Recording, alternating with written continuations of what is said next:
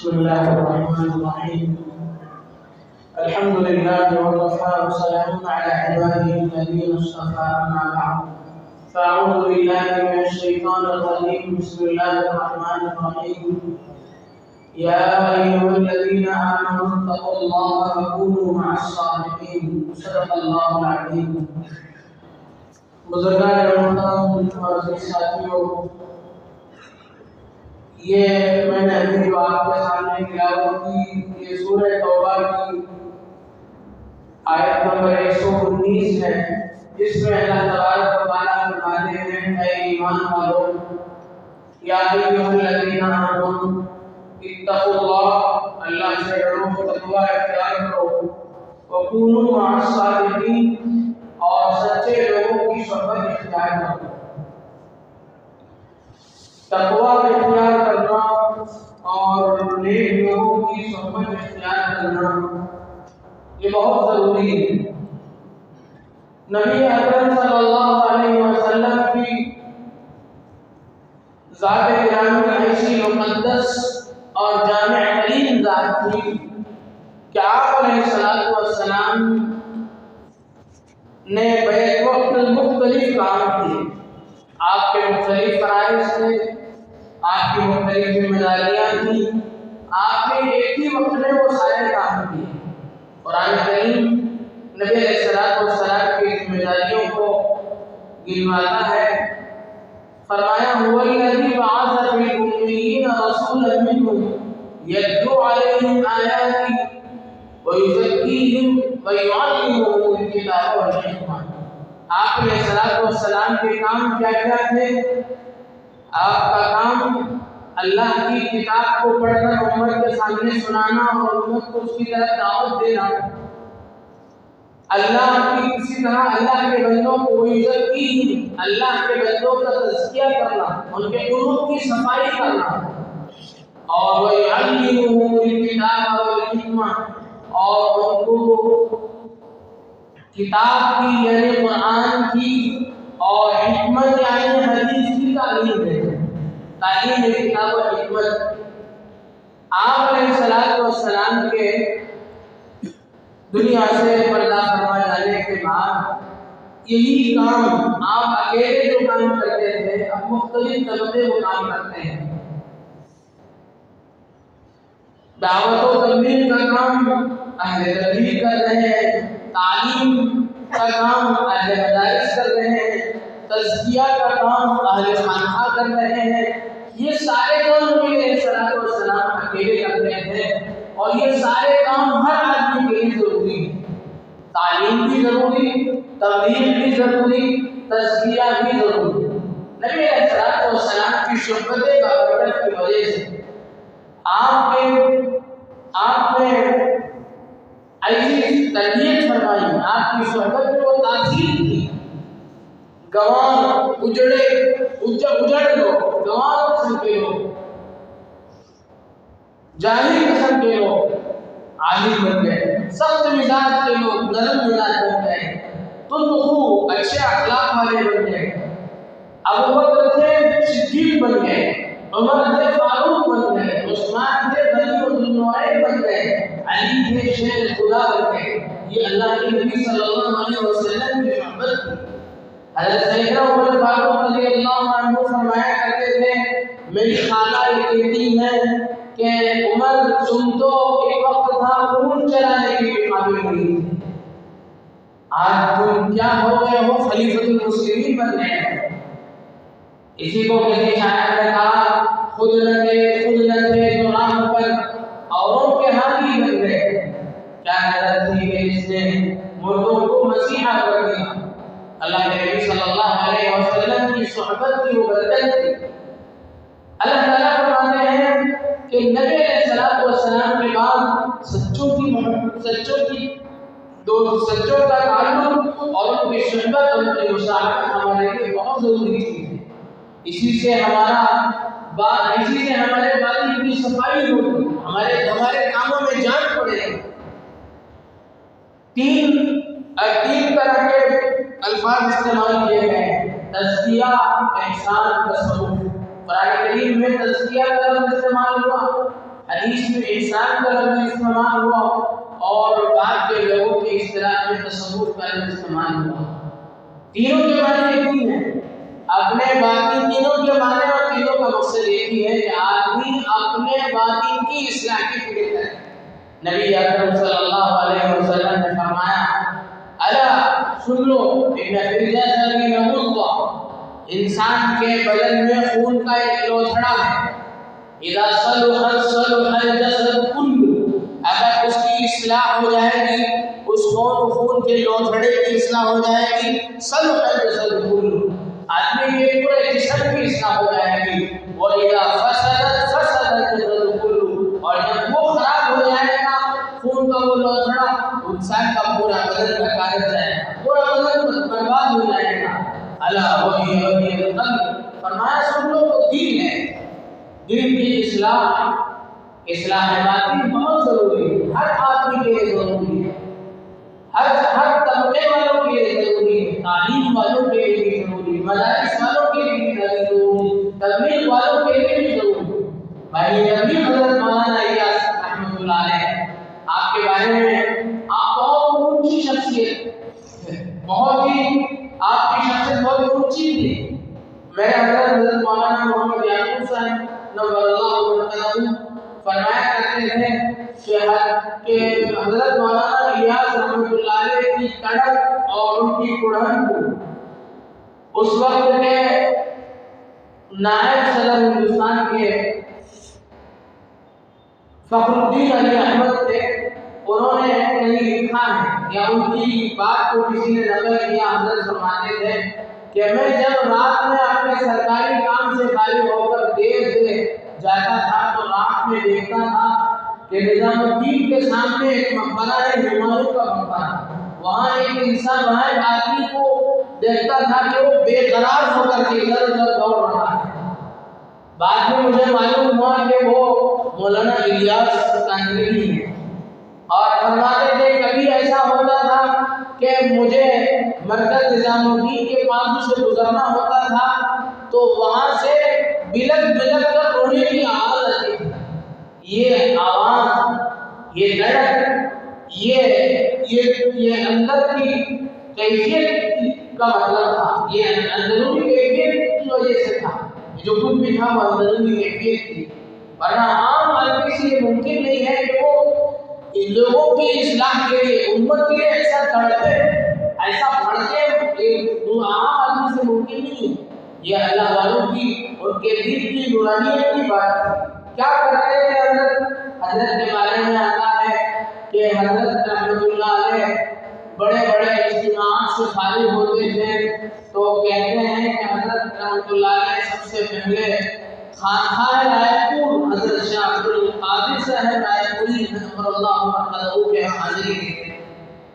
اگر اتنا دور جانا، اتنے دور جانے میں وقت کی گنجائش نہیں ہوتی تھی تو سہارنپور سے پہلے، اس سے ذرا قریب دلی سے اپنے بھتیجے کے خانقاہ میں جاتے تھے، حضرت شیخ زکریا صاحب نور اللہ مرکزہ کے وہاں جا کر کے 3-4 دن رہ کر وہاں کی مجلس میں رہ کر اپنے باطن کی اصلاح کر کے پھر واپس آتے تھے. اگر دونوں جگہ جانے کی گنجائش نہیں ہوتی، وقت کی تنگی ہوتی تو کم از کم 3 دن کا اپنی مسجد میں اعتکاف فرمایا کرتے تھے اور اللہ سے خوب گر گیا کرتے، توبہ استغفار کرتے تھے، ذکر و اذکار میں لگ جاتے تھے. یہ اصل چیز تھی جس کی وجہ سے ایک اللہ والوں کے کام میں جان. آج جو رسمیت پائی جاتی ہے، رہ گئی رسم ادا روح ملادی یا رہی، یہ جو چیز ہم دیکھ رہے ہیں ساری چیزیں رسمی ہو رہی ہیں، اس کی وجہ یہی ہے کہ ہمارے اندر سے، ہمارے دل سے نور ختم ہو گیا. ان اکابرین، ان اللہ والوں کے دل میں یہی چیز موجود تھی جس کی وجہ سے کاموں میں جان پائی جاتی تھی اللہ والوں کی شہوت کی برکت سے. تو حضرت مولانا الیاس صاحب نور اللہ مرکزہ فرمایا کرتے تھے کہ میں اگر اجتماعات وغیرہ میں رہنے کی وجہ سے میرے دل میں میل آ جاتا تھا، میرے دل میں آ جاتا تھا کہ دیکھو میرا کتنا بڑا کام ہے، لوگ کتنے بڑی تعداد میں لوگ جمع ہو گئے ہیں، یہ چیزیں میں اپنے اندر محسوس کرتا تھا تو فوراً خانقاہوں کی طرف دوڑتا رہتا تھا. تو یہ ان اکابرین کی شان تھی جس کی وجہ سے ان کے کاموں میں جان پڑے۔ آج ہم سبھی کو اس کی ضرورت ہے کہ ہم ان اللہ والوں کی جو ہمارے زمانے میں ہیں کسی بھی درجے میں ان کی مجلسوں میں جانا، ان کے ہاں جا کر کے اللہ اللہ کرنا، ان کی صحبت اختیار کرنا اور ان سے اپنا تعلق استوار کرنا ضروری ہے۔ ان اللہ والوں کی صحبت کی برکت سے کیا ہوگا؟ حضرت حکیم اختر صاحب رحمۃ اللہ علیہ نے لکھا ہے کہ ان اللہ والوں کی مجلس سے کیا ہوتا ہے، دلوں میں کیا بات پیدا ہوتی ہے۔ ایک تو یہ ہے کہ آدمی کے اندر نقل کرنے کا مزاج ہوتا ہے، آدمی کی فطرت ہے کہ کہیں کچھ کسی بھی لائن کے آدمیوں کے درمیان میں رہے گا، اسی کی نقالی کرے گا۔ یہاں سے کچھ لوگ بنگلور ہو جاتے ہیں کمائی کرنے کے لیے، وہاں کچھ دن رہ جاتے ہیں، وہاں سے آتے ہیں تو وہی بولنے لگتے ہیں۔ آدمی کے نقالی انسان کے اندر نقالی کرنے کی عادت ہوتی ہے، تو اللہ والوں کی صحبت میں رہے گا، وہاں کی ذکر کی مجلسوں میں رہے گا، وہاں کی نقالی کرے گا۔ دوسری چیز ان اللہ والوں کی صحبت میں رہنے کی وجہ سے ماحول ملے گا، ذکر کا، اللہ کرنے کا ماحول سے آدمی اثر لیتا ہے، صحبت کی تاثیر ہوتی ہے، ماحول کا اثر ہوتا ہے۔ تیسری چیز ان اللہ والوں کی صحبت، ان کے ساتھ رہنا، یہ بھی بہت بڑی چیز ہے۔ حضرات صاحب کرام رضوان اللہ علیہ اجمعین نبی علیہ السلام کے ساتھ رہتے ہوئے اپنے اندر اپنے دل کی کیفیت میں وہ نورانیت محسوس کرتے تھے جو آپ کے ہاتھ سے چلے جانے کے بعد وہ کیفیت محسوس نہیں ہوتی۔ چنانچہ روایت میں آتا ہے کہ حضرت حنظلہ رضی اللہ عنہ ایک مرتبہ چیختے چلاتے گلی میں بھاگے چلے آ رہے تھے، نافق حنظلہ منافق ہو گیا۔ ادھر سے حضرت عمر فاروق تشریف لائے، پوچھا حنظلہ کیا بات ہو گئی، آپ کو کس بات کی وجہ سے آپ کے نفاق کا اندیشہ ہو گیا؟ حضرت حنظلہ نے فرمایا کہ دیکھو ہم حضور کے دربار میں ہوتے ہیں، وہاں اللہ کی آسمانی باتیں ہوتی ہیں، اللہ کی باتیں ہوتی ہیں، جنت و دوزخ کا تذکرہ ہوتا ہے، وہاں ہماری کیفیت غلط رہتی ہے۔ جیسے ہی ہم اپنے گھر کو چلے جاتے ہیں، گھر والوں کے ساتھ رہتے ہیں، ان کے ساتھ ہنسنا کھیلنا ہوتا ہے، تو وہ کیفیت میرے اندر محسوس نہیں ہوتی۔ اس لیے مجھے خیال ہونے لگا کہ کہیں منافق تو نہیں ہوں میں، مجھے اپنے نفاق کا ڈر ہونے لگا۔ حضرت عمر نے فرمایا ہاں اچھا، اگر یہ کیفیت تم اپنے اندر محسوس کرتے ہو تو میں بھی اپنے اندر یہ کیفیت محسوس کرتا ہوں۔ اتنے میں سیدنا ابوبکر صدیق رضی اللہ عنہ تشریف لائے، انہوں نے فرمایا کہ میں بھی یہ کیفیت میں، چلو حضور کے پاس چلتے ہیں۔ ہم تینوں پہنچتے ہیں اور اپنے دلوں کی کیفیت کو حضور سے سناتے ہیں۔ انہوں نے حضور کے پاس وہ لوگ پہنچے اور انہوں نے سنا یا رسول اللہ ہماری یہ کیفیت ہے کہ ہم آپ کے ساتھ ہوتے ہیں تو کچھ باقی ہماری دلوں کی کیفیت کچھ ہوتی ہے، اور ہم آپ کے ہاں سے چلے جاتے ہیں تو ہمارے دلوں کی کیفیت، ہماری دل کی کیفیت کچھ اور ہو جاتی ہے، تو کیا یہ نفاق نہیں ہے؟ تو آپ نے فرمایا کہ نہیں، یہ صحبت کی برکت ہے، یہاں رہنے سے ایسا ہی تمہارے دل متاثر ہوں گے اور یہاں سے جانے کے بعد وہ کیفیت تمہارے اندر محسوس نہیں ہوگی، یہ ایک حقیقت ہے۔ آپ نے ان کو سمجھایا، تو یہ اللہ والوں کی صحبت کی برکت سے ہمارے دلوں کی کیفیت میں تبدیلی آتی ہے۔ جیسے صحابہ کرام نے نبی علیہ السلام کی صحبت کی وجہ سے اپنے دل میں تاثیر محسوس کی، اسی طرح اللہ والوں کی صحبت میں بیٹھنے سے ان کی توجہات ہماری طرف ہوتی ہیں، وہ ہماری طرف متوجہ ہوتے ہیں۔ توجہ کیا چیز ہے؟ توجہ یہ ہے جیسے آپ مثال سمجھے اس کی کہ دیہاتوں میں آپ ہم لوگوں نے دیکھا ہوگا کہ دیہات میں پانی بھرتے ہوئے عورتیں ایک مٹکا ہاتھ میں رکھتی ہیں، کمر میں رکھتی ہیں، ایک سر میں رکھتی ہیں۔ یہاں بھی ہم لوگ دیکھ سکتے ہیں سبزی بیچنے والیاں جو ہوتی ہیں صبح میں ان کے سر میں ٹوکرا ہوتا ہے، وہ ہاتھ سے پکڑی ہوئی نہیں ہوتی ہے، بس اسی سر پہ رکھا ہوتا ہے، ادھر ادھر کی باتیں کرتی ہوئی رہتی ہیں، چلتی رہتی ہے، اپنا سارا کام کرتی ہے، لیکن اس میں سر پہ جو ٹوکرا ہے وہ بیلنس سے رہتا ہے۔ یہ کیا ہے؟ یہ ان کی توجہ کی وجہ سے، اگر اس سے ان کی توجہ ہٹ جائے گی، اس سے غافل ہو جائے گی، وہ ٹوکرا سر سے گر پڑے گی۔ یہ توجہ اللہ کی اس کی مثال ہے۔ تو اللہ والوں کی توجہ ہماری طرف رہتی ہے، جس کی وجہ سے ایک طرح سے ہمارے دل میں کیفیت ہم محسوس کرتے ہیں۔ چوتھی چیز، ان اللہ والوں کی دعاؤں کی برکت ہوتی ہے۔ یہ اللہ والے دعا کرتے ہیں، ان اللہ والوں کی دعاؤں میں تاثیر ہوتی ہے، جس کی وجہ سے ہمارے اندر روح کی احتیاط میں تبدیلی ہوتی ہے۔ مولانا رومی رحمۃ اللہ علیہ اور انہوں نے ایک الگ عجیب بات بتائی ہے کہ وہ کہتے ہیں کہ دلوں سے دلوں میں غیر مرئی راستے ہوتے ہیں، نظر نہ آنے والے راستے ہوتے ہیں، ان راستوں سے اللہ کے جو نیک بندے ہوتے ہیں ان کے فیوز ہمارے قلوب میں منتقل ہوتے ہیں اور ہمارے کاموں میں جان پیدا ہوتی ہے۔ حضرت نے اس کی مثال دی، خفیہ طریقے سے ہمارے تعلقات کیسے کھل جاتے ہیں اس کی مثال دی۔ حضرت فرماتے ہیں مولانا رومی، آپ دو چراغ روشن کریں، ایک اچھی روشنی والا، ایک دینی روشنی والا۔ آپ اوپر فضا میں دیکھیں، دونوں کی روشنیاں آپس میں مل جاتی ہیں۔ یہ کمزور چراغ ہے، ایک اچھی روشنی والا چراغ ہے، دونوں کی روشنیاں آپس میں مل گئی ہیں، کچھ نظر نہیں آتا۔ اسی طرح دو جسم الگ الگ ہے، تمہارا تمہارے شیخ کا دو جسم الگ الگ ہے، لیکن باطنی کیفیات دونوں کی جڑ جاتی ہیں۔ اسی طریقے سے ہمارے جب ہمارا تعلق ہو جائے گا اللہ والوں سے، تو ہماری عید کی دنیا میں رہے گی، ہمارے کاموں میں نورانیت آئے گی، روحانیت پیدا ہوگی۔ جب ہم اپنا اصلاح کر لیں گے، ان اللہ والوں کی صحبت میں رہ کر کے ہماری اصلاح ہو جائے گی، ہم بن جائیں گے، تو پھر ہمارے نزدیک دنیا کی کوئی حقیقت نہیں ہوگی۔ حضرت بایزید بستانی رحمۃ اللہ علیہ ایک بہت بڑے اللہ والے ہیں۔ عید کا دن تھا اور انہوں نے بہت عمدہ کپڑے پہنے، نہا دھو کر کے وہ جا رہے تھے راستے میں، اوپر سے کسی عورت نے کچرا پھینکا، اس میں راکھ تھا، اس نے پھینک دیا، پورا راکھ اوپر سے آ کر کے حضرت کے پورے کپڑے میں دیا۔ او مائی وہاں سے دوڑتی ہوئی آئی، اس نے ہاتھ جوڑا، حضرت سے میں نے سماجت کی، معذرت چاہی کہ حضرت غلطی سے ایسا ہو گیا، میں خود کہیں پھینکنا چاہتی تھی، آپ میں وہ راکھ گر گئی۔ حضرت نے فوراً فرمایا کہ یہ بدن یہ آپ کا مستحق ہے، تم نے تو اپنے دل پر پھینک دیا راکھ۔